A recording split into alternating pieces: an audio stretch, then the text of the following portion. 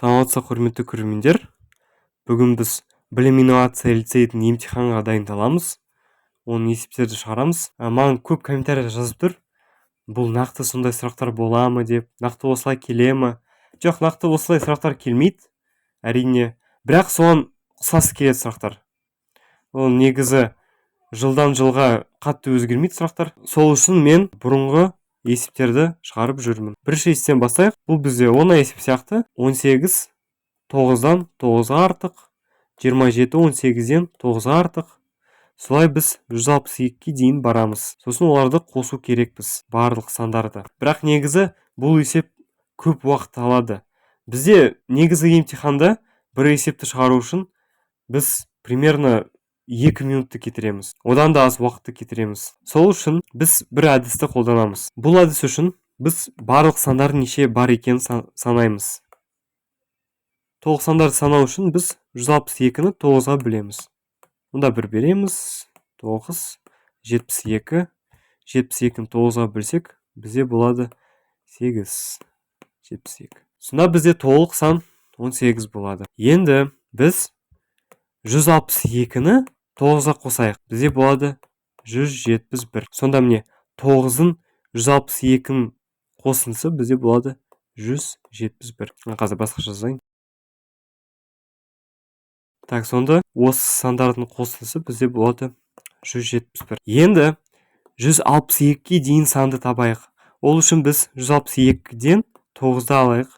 Бізде болады 153.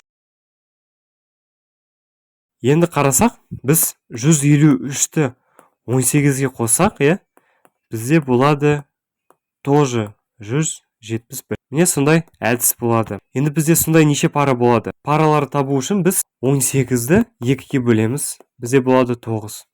Сонда бізде 9 пара болады. Так, енді 171-ді 9-ға көбейтеміз. 9, 7-ді 9, 63, 3, 6 қалады. 6, 15. Солай бізде жауап шығады. Бұл әдіспен примерно 1 минутты кетіруге болады. Сонда бізде жауабы Б болады. Екінші есепке көшейік. 4 таңбалы сан берілген.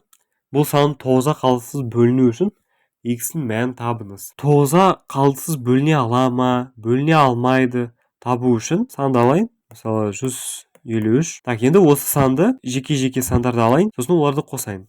Бізде сондай әдіс. 1 қосу 3, 1 қосу 5, қосу 3, бізде болады 9. Сонда бізде 9-ға қалдықсыз бөліне алады ғой. Дегенмен осы сан 9-ға бөліне алады. Енді мысалы басқа санды табайын. 184. 10 сандарды қосақ, 1 қосу 8, қосу 4. Так, мұнда 9 қосу 4, бізде болады 13. 13-ті 9-ға қалдықсыз бөле алмаймыз. Сондықтан бұл сан 9-ға қалдықсыз бөліне алмайды деген сөз. Енді осы әдісті біздің есепке қолданайық. X-ның орнына осы сандарды қояйық. Мысалы 7-ні алам, 7273. Сонда әрбір санды жеке-жеке қосамын. Мұнда болады 9, мұнда болады 10. Сонда бізде болады 19. Енді 19 бізде қалдықсыз 9-ға бөліне алмайды ғой. Сонда бұл жауап бізге келмейді. Ені алсақ 6. Бізде мұнда болады 7263. Так, мұнда қосу 6. Сонда мұнда шығады 18. Ал енді 18 9-ға қалдықсыз бөліне алады ғой. Сонда бұл жауабы дұрыс болады. Ал енді келесі есеп, бұл үшбұрышты біз мысалы жаңа таңба ретінде санайық. Мысал ретінде. Сонда x-ін y-ті үшбұрышы бізде тең болады 5x минус 2y. Осы x-ның орнына және y-дің орнына біз 3 және 4-ті қою керекпіз. 3 пен 4-дің үшбұрышы бізде тең болады 5 көбейту. X-ның орнына 3 қоямыз. Мынау 3 бізде x болады, 4 бізде y ретінде болады. Так, минус 2 көбейту 4. Сонда бізде мұнда болады 15 минус мұнда болады 8. 15 минус 8 7 болады. Жауабы А. Ал енді берілген фигураның аудан табыны. Фигураны мысалы осылай салсақ болады, немесе осылай салсақ болады. Так, мысалы осы қабырға бізде неше болады? Ол үшін біз 4-тен 3,5 аламыз. Сосын бізде болады 0,5. Мынау екі қабырға тең ғой. Сол үшін мұнда 4, сосын мұнда да 4 болады. 0,5 қосу 3,5 бізде болады 4. Мұнда да осындай әдіс болады. 4-тен 2 аламыз, бізде болады 2, сонда мұнда бізде болады 2. Так, енді мынау шаршының ауданы бізде болады тең 4-ті 4-ке көбейтеміз, бізде 16 шығады. Сонда мынау шаршының ауданы бізде болады 16. Так, енді қарасақ, мынаны қалай таба аламыз? Біз осы шаршыдан осындай кусок алдық. Осындай кусок. Оны санасақ, бізде мұнда болады 0,5, сосын 2 бізде жетіспейді. Енді осы кусоктың ауданы табайық. Ол үшін біз 2-ні 0,5-ке көбейтеміз. Бізде 1 болады. Осы шаршының ауданы табайық. Ол үшін біз 3-ті 2,5-ке көбейтеміз. Так, бізде болады 7,5. Бірақ 7,5-тен біз 1 аламыз. Өйткені бұл кусок бізде алынған. Бұл кусок бізде жоқ. Бізде болады 6,5. Сонда мынау шаршының ауданы 6,5. Ал мынау 16. Бірінші, екінші. Ал енді соңғысы. Оларды қоссақ, бізде тең шығады 22,5. Жауабы болады Б. Бауыржан және оның 5 досы шарбақты 18 күнде бояйды. Олар 9 адам болып жұмыс істегенде, осы жұмысты неше күнде бітіреді? Енді бірінші жағдайда бізде Бауыржан мен олардың дос қосып, бізде шығады 6 адам. Ал мұнда бізде болады 9. Енді 9 адам осы жұмысты неше күнде бітіретін екенін табу үшін біз бір адамды табу керекпіз. Бір адам 6 адамнан 6 есе аз істейді. Сол үшін 18-ді 6-ға көбейтеміз. 6 18-ге бізде болады 8, 4, 108. Сонда бір адам 108 күнде осы жұмысты бітіреді. Енді 108-ді 9-ға бөлеміз. Так, мұнда 1 береміз. Минус 9, 1, 8, 18, мұнда 2. Сонда осы жұмысты олар 12 күнде бітіреді. Жауабы Д болады бізде. Ал енді теңсіздікті шешейік. Ол үшін мұнда қарасақ, бізде бөлу 5, мұнда бөлу 3. Біз бөлуні 10 жаққа лақтыра аламыз. Сонда бізде көбейту болады. 3-ті 10 жаққа лақтырамыз, 5-ті сол жаққа лақтырамыз. Бізде болады 5. Жақшаның үстінде көбейту 1 минус x. Так, 10 жақта бізде болады 3. Жақшаның үстінде 2x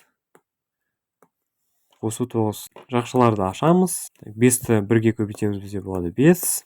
5-ті x-ке көбейтеміз, бізде болады 5x. 3-ті 2x-ке көбейтеміз, бізде болады 6x. 3-ті 9-ға көбейтеміз, бізде болады 27. 5x-ті 10 жаққа лақтырамыз.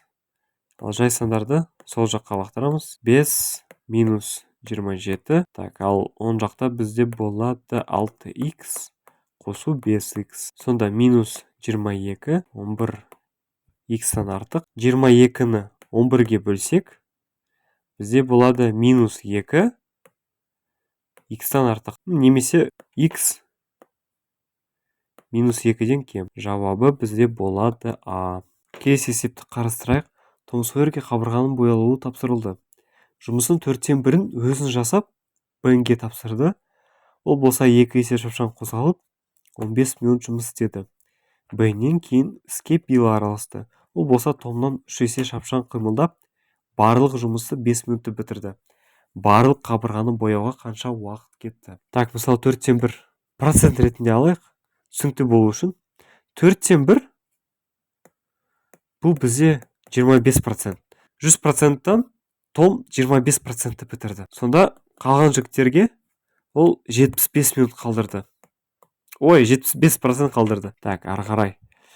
Бен Томға қарағанда жұмысты 2 есе тезірек жасады. Ал Билл Томға қарағанда 3 есе тезірек жұмысты істеді. Ал енді Беннің орнына Том болса, бен 15 минут кетірді. Беннің орнына том болса, ол неше минутта оның жұмысы бітіруші еді. 15-ті 2-ге көбейтеміз, бізде болды 30. Ал енді Биллдің орнына том болса, ол 5 минутта жұмысты жасады. Оның орнына ол 15 минутта бітіруші еді. Енді жаңа ғана айтқандай, жігіттер Билл мен Бен 75%-ті өзі жасады. Бірақ егер олардың орнына том болса, ол осы 75%-ді 45 минутте бояушы еді. Так, сонда қарасақ, 25% 75%-дан 3 есе көп, 3 есе аз.